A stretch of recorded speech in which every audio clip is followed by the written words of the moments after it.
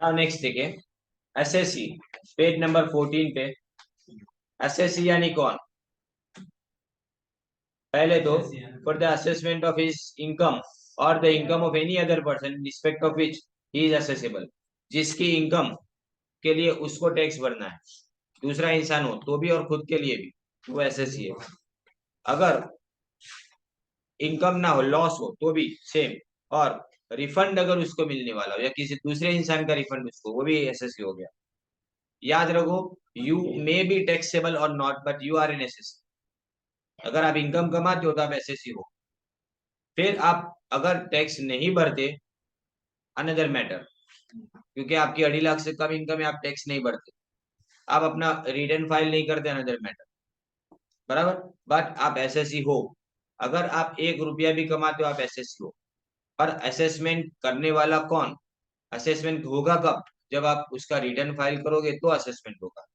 तो याद रखो कि अगर यहाँ पे देखो, एक्सप्लेन द फॉलोइंग लिखा है पेज नंबर 15 पे, उसमें प्रोविजंस एक्सप्लेन लिखा है, बराबर, वो देख रहे हैं।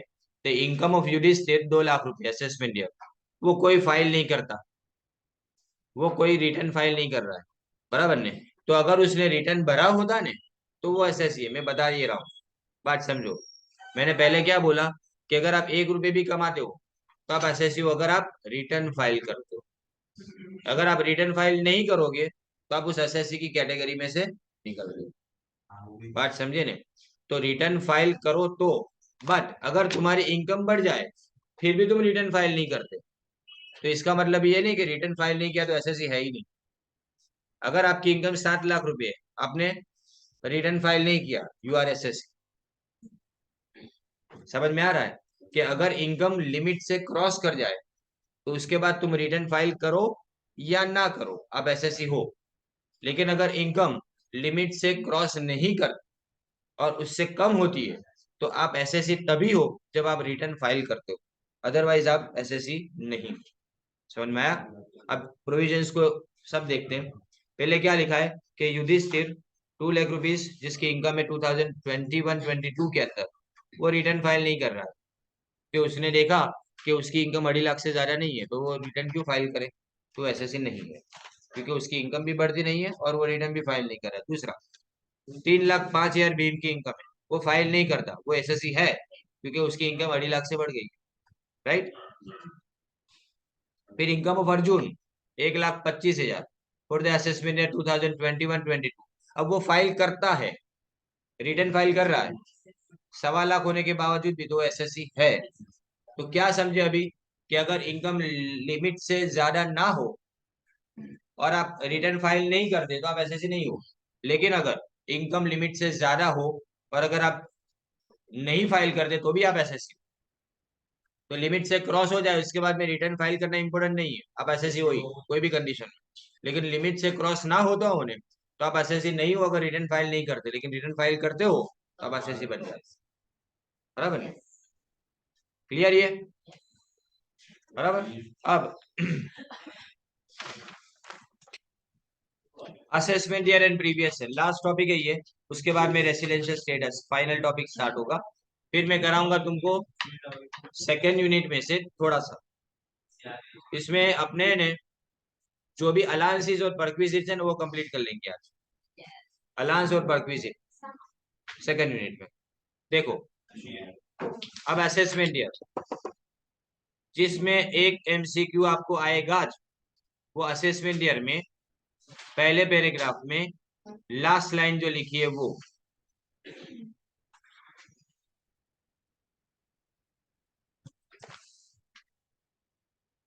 सॉरी थर्ड पैराग्राफ देखो, third paragraph, assessment year is always 12 months, always 12 months.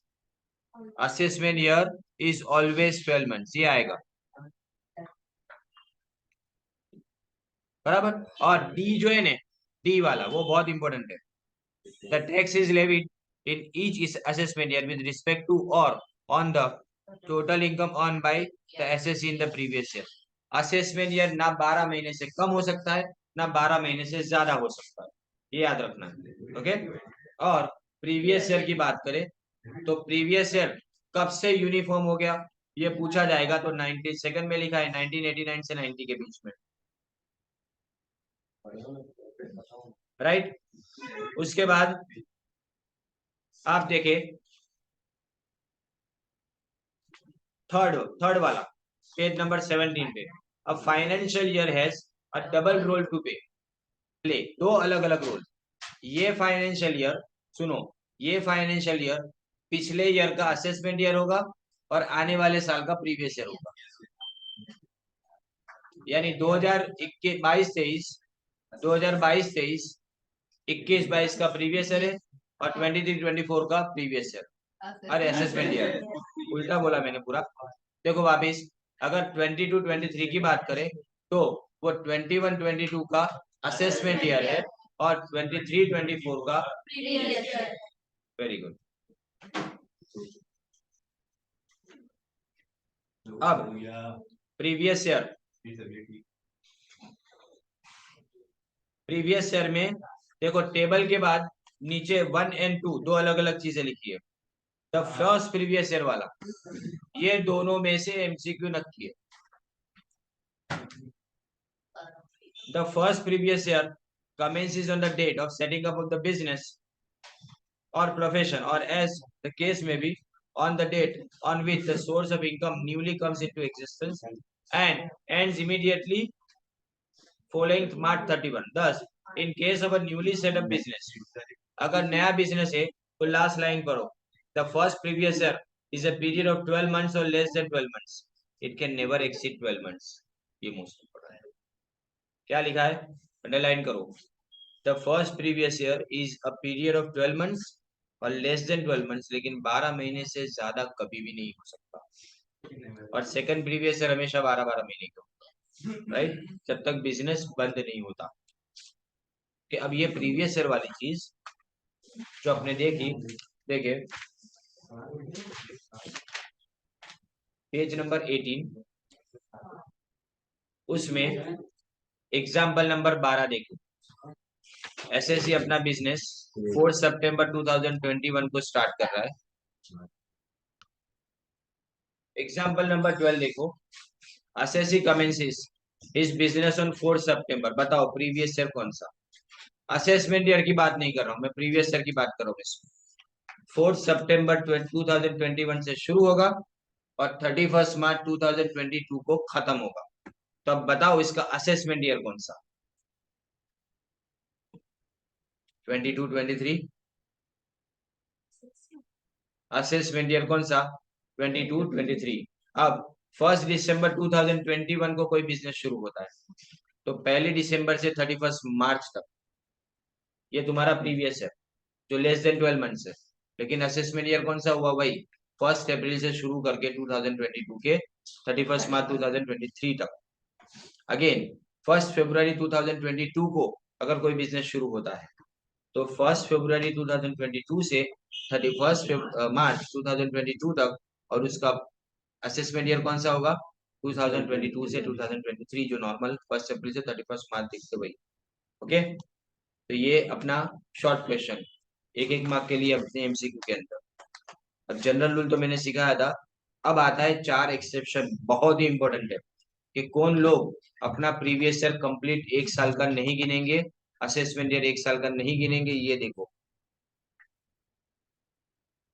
इसमें ने इमीडिएटली असेसमेंट ईयर, ये तो है exception.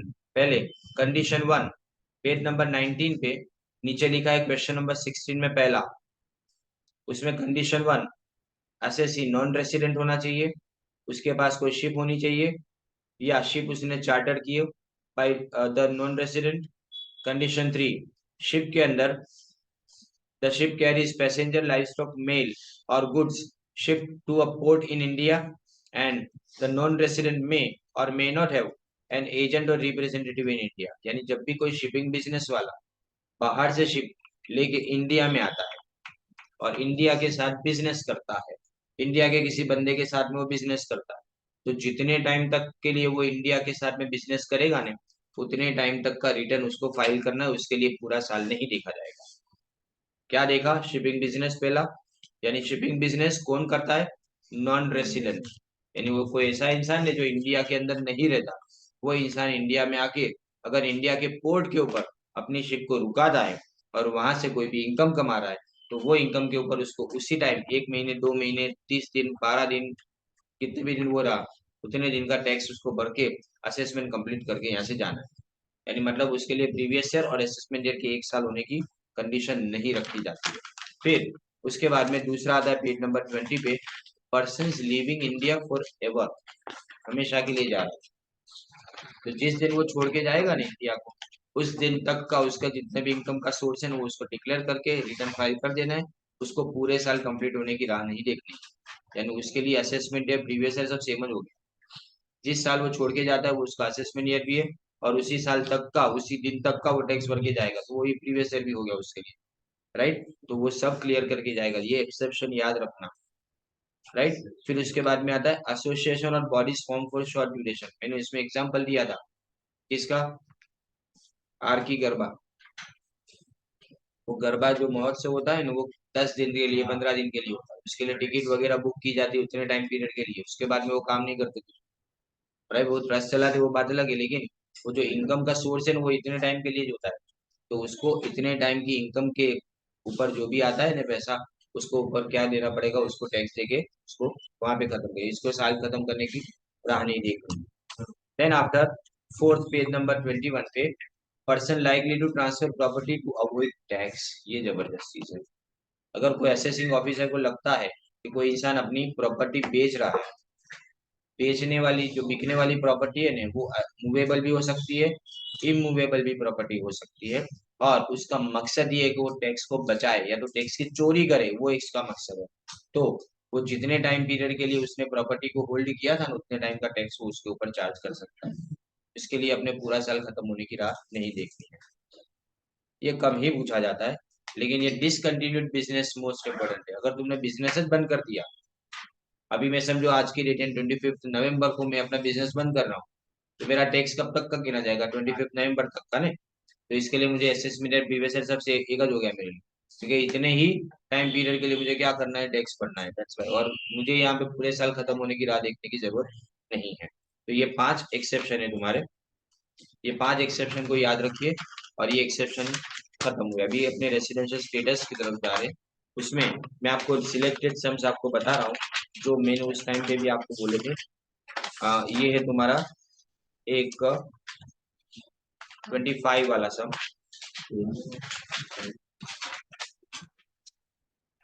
Page number 29, question number 25, question number 17,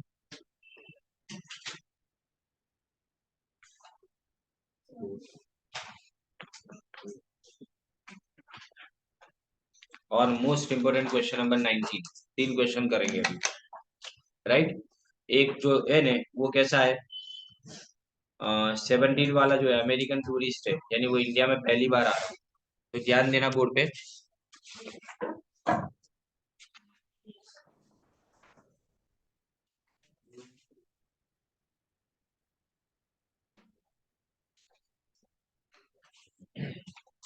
अपने ने इसको नटशेल में करेंगे अभी, यानी आपको समझ में आ जाएगा, क्योंकि पूरा मैं कंडीशन वगैरह लिखूंगा नहीं, पर ध्यान दीजिए पहले क्या लिखा गया है इसके अंदर। देखो, मिस्टर विशाल अमेरिकन टूरिस्ट है, इंडिया में आता है पहली बार May 27, right. He lives India on November 2011 को इंडिया छोड़ के चला जाता है। डिटरमाइन इज रेसिडेंशियल स्टेटस, अगर वो बिजनेस ट्रिप पे आता है तो कोई फर्क पड़ेगा ये देख करना। तो देखो पहले 5, 6, 7, 8, 9, 10 और 11 इतने महीने के लिए इंडिया में, ओके। अब 5 यानी मतलब 31 -5, सॉरी -27 +1 करेंगे, वो दिन गिनना है इसलिए। ये 4 और 1 5 हो गए, फिर इसमें 30 दिन, इसमें 31, इसमें 31 अगेन 30, 31, और ये कब जाता है, 20 तारीख को जाता है। 5, 6, 7, 8, 178 डेज होते हैं।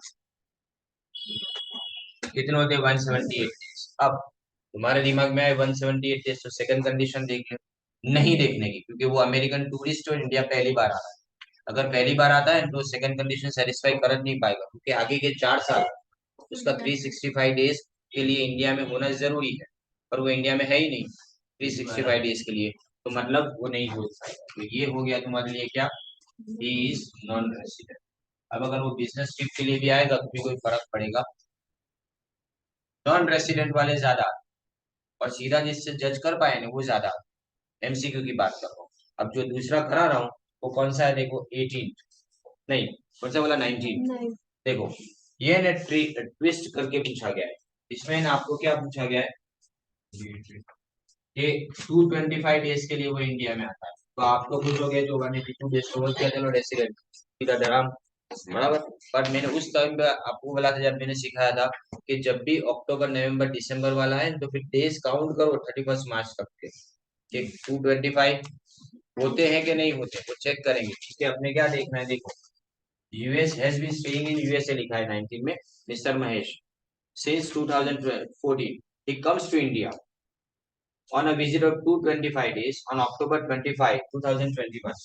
तो अक्टूबर यानी 10th मंथ, अब अक्टूबर की कौन सी डेट को आता है, 25 तारीख को, तो इसका मतलब 31 माइनस 25 + 1, तो एक 6 7 7 दिन आएंगे, और 11 12 13, 13 नहीं सॉरी 1 2 and 3, तो 11 में 30, ये 31 अगेन 31, और ये 2020 to 28 आएंगे डेज, और यहाँ पे 31, साल खत्म हो गए तुम्हारा, तुम्हारे मंथ्स खत्म हो गए, साल तुम्हारा खत्म हो गया। 225 डेज कोई मतलब नहीं रखता, पहले चेक तो करो कि मार्च तक कितने दिन होते हैं। ओके, तो अभी जो 7 8 9 10, ये 8 18 3 4 5 6 7 8 9 10 11 12 158 225 देख के किसी ने रेसिडेंट बोल दिया, बराबर नहीं, पर वो रेसिडेंट नहीं हुआ। आपने क्या करने का, जब भी सितंबर के बाद का कोई भी मंथ आए ना, तो पूरा चेक करो कि वो कब तक इंडिया में है, और अपना साल खत्म होने तक उसके पूरे 182 डेज होते हैं कि नहीं होते, क्योंकि इन लोगों को सेकंड कंडीशन एप्लीकेबल है नहीं है, क्योंकि वो इंडिया में पहली बार आ रहा है, तो इसका मतलब 365 दिन में 4 साल के कहाँ से लाऊंगा, बराबर नहीं। इसलिए अपने यहाँ पे क्या ध्यान में रखेंगे, एवरी टाइम जब भी इस तरह से आपको ट्रिकी सीधे डेज लिख के दे दिए होने, तो अपने क्या चेक करेंगे, ये चेक करेंगे कि वो टोटल 182 डेज होता है कि नहीं इंडिया में अपने साल में, तो यहाँ पे नॉन रेसिडेंट हो गया। ओके, अब इसके बाद देखो ये 20 वाला सम भी बता रहा हूँ आपको, वो भी इम्पोर्टेंट है, समझ में आ रहा है। ओके, आगे कंडीशन कौन कौन सी, पहली कंडीशन कौन सी है, बेसिक कंडीशन है, पहली कंडीशन 182 डेज और मोर के लिए इंडिया में होना चाहिए वो। फर्स्ट कंडीशन कौन सी, फर्स्ट कंडीशन के प्रीवियस ईयर में उसका स्टे 182 डेज या तो ज्यादा होना चाहिए। अगर ये सेटिस्फाई हो गई तो उसके पहले के साल नहीं देखेंगे, राइट, इसमें कौन सा आता है, खाली प्रीवियस ईयर आता है। और अगर ये ना सेटिस्फाई तो दूसरी 60 प्रीवियस ईयर में, लेकिन उसके पहले के 4 साल, मैं बार बार बोलता हूँ कि previous year 4 preceding previous year, the relevant previous year ऐसा बोला जाता है। इसका मतलब इसके पहले के 4 साल, अगर अपना साल समझो 21 22, तो अपने ये 365 डेज के लिए 21 22 नहीं लेंगे, 20 21 से शुरू करेंगे, 20 21 19 20 18 19 और 17 18, ये 4 साल के अंदर 365 होना चाहिए। इन दोनों में से कोई भी एक सेटिस्फाई करेंगे, लेकिन ये कंडीशन कब नहीं लगेगी, अगर सबसे पहली बात वो इंडियन ओरिजिन का हो, बराबर, अगर वो इंडियन ओरिजिन का हो तो ये कंडीशन नहीं लगेगी, सेकंड वाली, खाली फर्स्ट वाली सेटिस्फाई करें। दूसरा, वो अगर इंडिया छोड़ के एम्प्लॉयमेंट के लिए जाता और वो member of Indian ship, member of crew in Indian ship, अगर क्रू मेंबर की तरह से किसी शिप के ऊपर वो जा रहा है, तो फिर भी वो अपने 60 डेज वाली कंडीशन पे नहीं देखेंगे, यानी मतलब खाली 182 डेज वाली जो कंडीशन है देखेंगे।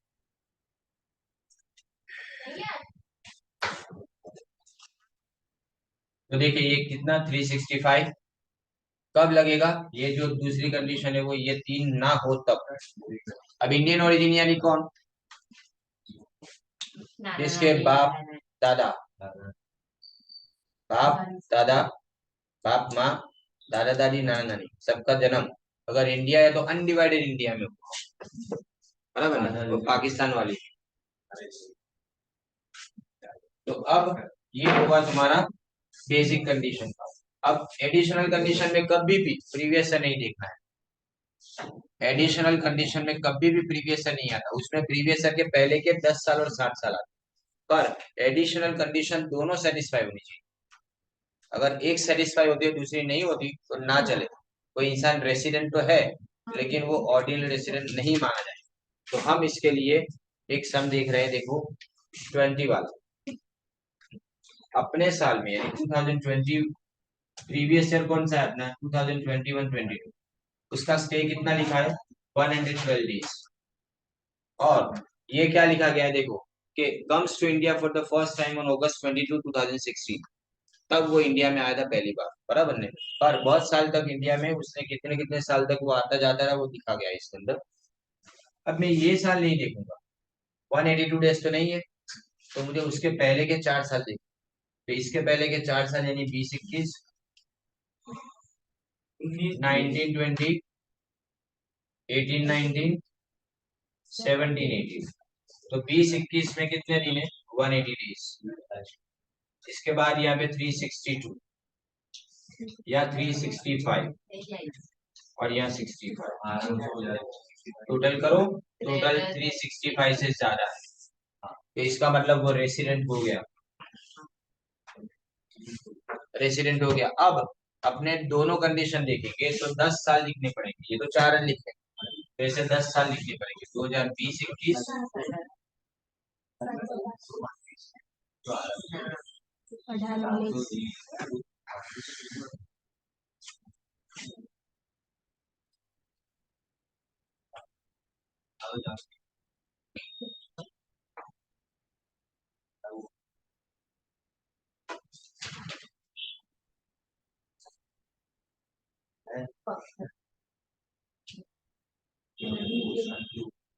हो गया। अभी देखो हम इसके अंदर है ना शुरू करें पहले लिखने का। ये तुम्हारा 180 दिन है, 362 अगेन 365, देन आफ्टर 65 डेज, उसके बाद में 222 डेज। उसके पहले वो इंडिया में था ही नहीं। अब अपने 10 में से 2 इयर्स देखना है। तो पहले ये रेसिडेंट, ये रेसिडेंट, ये रेसिडेंट हो गया। हाँ, 3 में रेसिडेंट। अब 7 साल में 730 डेज, तो मोर देन 730 है ही। Don't prove it. Even answer के अंदर भी के पूरा टोटल कर करके सब साबित करके प्रूव नहीं करना है, अपने खाली ऐसे ही लिख देने का, राइट। और ये लिखने के बाद अपने क्या करेंगे, सीधा यहाँ पे लिख देंगे कि सेटिस्फाइज बोथ एडिशनल कंडीशंस।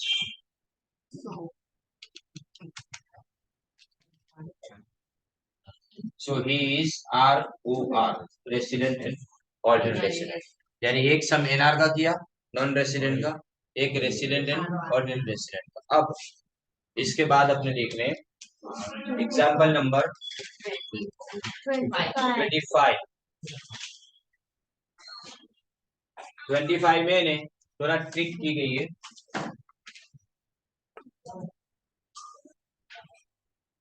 देख 25 में लिखा गया है कि mister A British national comes to India for the first time 1718 में। फिर उसका स्टे लिखा गया है 55 days, 60 days, 80 days, 160 days and 70 days respectively. तो मैं पहले इसमें स्टे कितना है 70 डेज का, तो इसका मतलब मुझे सेकंड कंडीशन देखनी पड़ेगी। तो 4 साल के अंदर वो कितने कितने टाइम के लिए आया, 160 days, 80 days, 60 days and 55 days नहीं होता।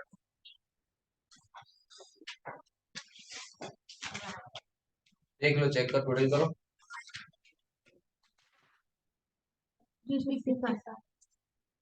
कितना होता है लेस देन 365, तो मतलब नॉन रेसिडेंट। ये क्या हो गया, नॉन रेसिडेंट। समझे ना, नॉन रेसिडेंट किसके लिए, यहाँ पे क्योंकि आप एक कंडीशन में 70-60 डेज तो है, लेकिन उसके पहले के 4 साल के अंदर वो लेस देन 365 डेज है, इसलिए वो नॉन रेसिडेंट होता है। अब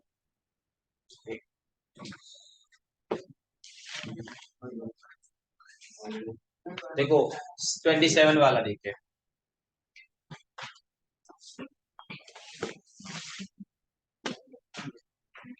most important, most important.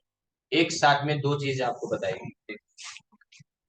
Mister x agent इतना लिखा है 19 years and left India for the first time, लेकिन कब उसने इंडिया छोड़ा? मई 31 2021। लेकिन उसने नीचे लिखा है, देखो क्या लिखा है कि he left India for employment purpose हो।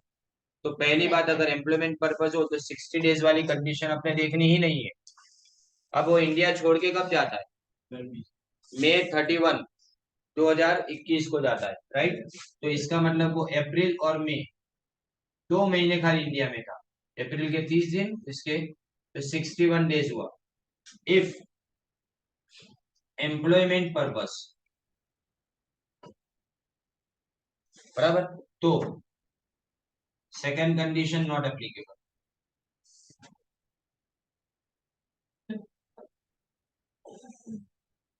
मतलब इज नॉन रेसिडेंट, खत्म हो गया है। लेकिन अगर वो वर्ल्ड टूर पे जाता है,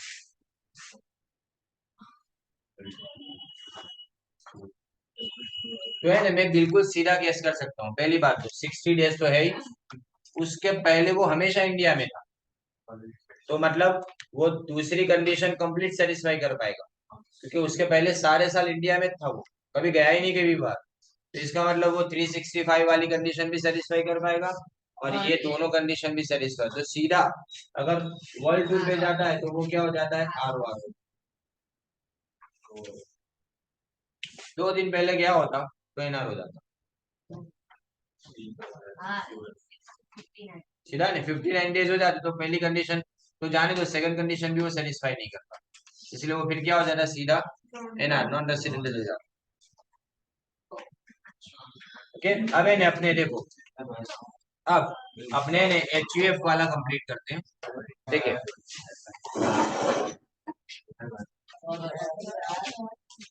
चलो अब एचयूएफ में क्या आता है? एचयूएफ में पहले क्या देखा जाएगा? एचयूएफ में पेज नंबर 31 30, पेज नंबर 30 देखो, रूल बराबर से समझ लो, रूल बराबर से समझ लो, समझ में आ जाएगा। देखिए एचयूएफ है ना, वो भी इंडिविजुअल की तरह रेसिडेंट एंड ऑर्डिनरी रेसिडेंट भी हो सकती है, और resident but not ordinary resident और नॉन रेसिडेंट हो सकती है। लेकिन उसके लिए सबसे पहली बात क्या देखना है? एचयूएफ का कंट्रोल देखना है और मैनेजमेंट देखना है। रेसिडेंट बनाने के लिए एचयूएफ का कंट्रोल एंड मैनेजमेंट देखने का, वो पेज नंबर 30 के ऊपर एक टेबल में लिखा है। देखो क्या लिखा है कि कंट्रोल एंड मैनेजमेंट अगर पूरा इंडिया में से होता है तो रेसिडेंट है, पार्टली इंडिया में से पार्टली आउटसाइड तो भी रेसिडेंट है, बराबर। और होल्डी आउट ऑफ इंडिया है ना, यानी पूरा का पूरा एचयूएफ बार तो एनआर। अब अगर रेसिडेंट हो गया ने तो फिर अपने कर्ता का स्टेटस देखेंगे, मतलब अपने ये देखेंगे कि कर्ता ये कंडीशन को सेटिस्फाई करता है कि नहीं। ये दोनों को एडिशनल कंडीशन किसकी सेटिस्फाई होनी चाहिए? कर्ता की सेटिस्फाई होनी चाहिए। अगर कर्ता ये दोनों कंडीशन को सेटिस्फाई करेगा तो एचयूएफ भी क्या हो गई?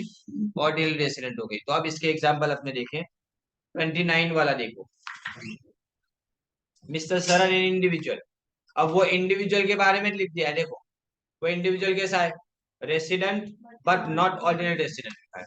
तो इसका मतलब ये हुआ कि अब एचयूएफ नॉट ऑर्डिनरी रेसिडेंट तो है ही, चेक क्या करना है? रेसिडेंट नॉन रेसिडेंट है कि नहीं। अगर रेसिडेंट है तो ही अपने नॉन रेसिडेंट नॉट ऑर्डिनरी लिख सकते हैं, अगर नॉन रेसिडेंट हुआ तो अपने सवाल नहीं है। तो देखो मिस्टर शरण इन individual is resident but not ordinarily resident in India for the assessment year 2022-23. During the previous year, the affairs of Mr. Sharan SUF, a Hindu undivided family whose karta is Mr. Sharan since 1984, are partly managed from Delhi.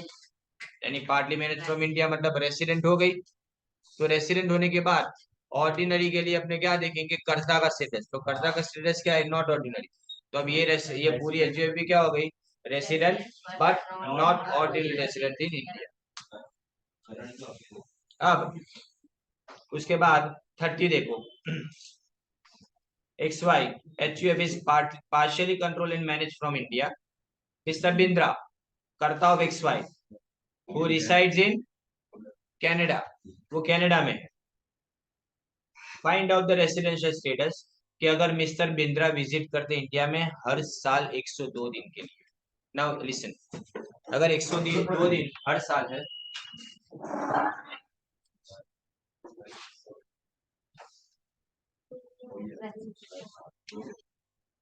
तो अपने यहाँ से शुरुआत करें।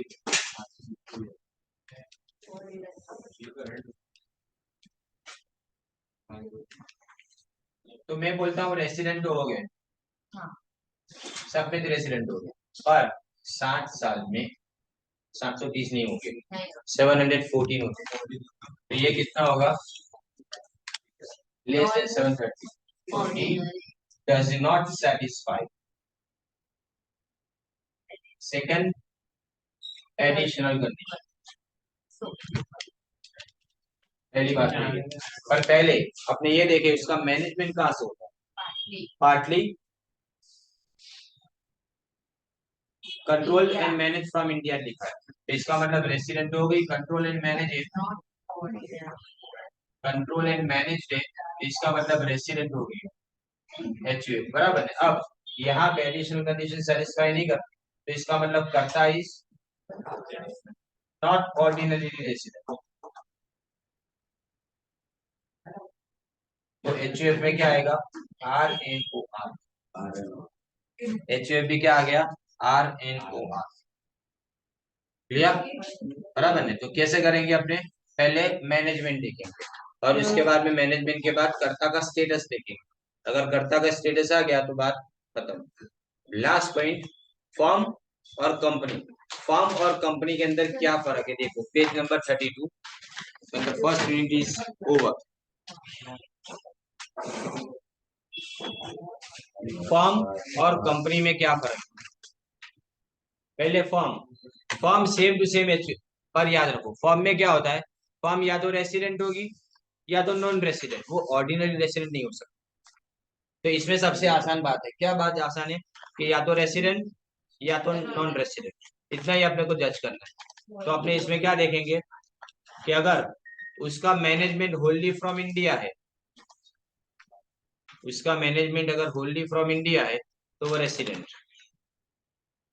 होल्ली from outside India है तो non resident, पर अगर पार्टली भी इंडिया से है ना तो रेसिडेंट। ये इस कंपनी को बाकी दोनों से एचयूएफ और इससे जुदा करता है।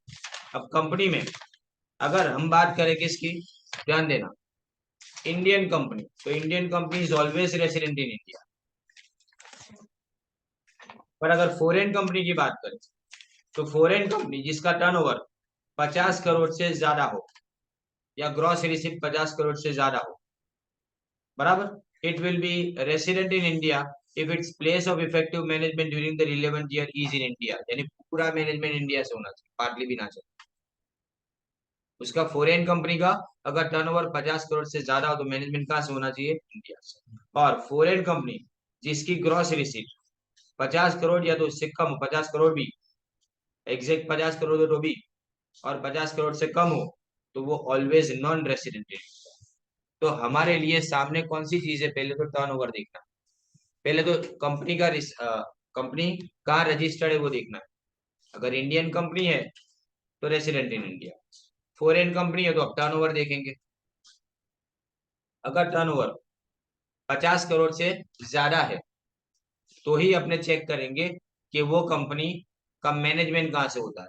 अगर उसका मैनेजमेंट इंडिया में से होता कंप्लीटली तो वो इंडियन कंपनी है, यानी रेसिडेंट इन इंडिया है। इंडियन कंपनी नहीं, रेसिडेंट इन इंडिया। लेकिन अगर उसका टर्नओवर 50 करोड़ या तो उससे कम है तो फिर वो नॉन रेसिडेंट, फिर उसके अंदर अपने कुछ भी देखना नहीं। तो देखे page number 33, x limited is an Indian company, उसके 10 शेयर होल्डर्स है जो फॉरेन सिटीजन है। नॉन रेसिडेंट इंडिया, बात कुछ नहीं, देखो खाली इंडियन कंपनी है, रेसिडेंट इन इंडिया, खत्म। आगे कुछ भी बोल बच्चन पढ़ने का नहीं, सीधा सीधा क्या, इंडियन कंपनी। फिर illustration 33, Y limited is a company incorporated in Mauritius, turnover कितना लिखा है, 50 करोड़ से ज्यादा, 10 शेयर होल्डर्स, इंडिया के सिटीजन है और वो इंडिया के रेसिडेंट है। कंपनी का बिजनेस आउटसाइड इंडिया है, लेकिन ओनली फ्रॉम आउटसाइड इंडिया लिखा है, देखो कंट्रोल भी कहाँ से, इंडिया के बाहर से। तो अगर पूरा कंट्रोल बाहर से, तो इसका मतलब 50 करोड़ से ऊपर की अगर कंपनी है ना, तो अपने इसको नॉन रेसिडेंट बोलेंगे। अगर 50 करोड़ से नीचे की होती तो वैसे ही नॉन रेसिडेंट, बराबर ना।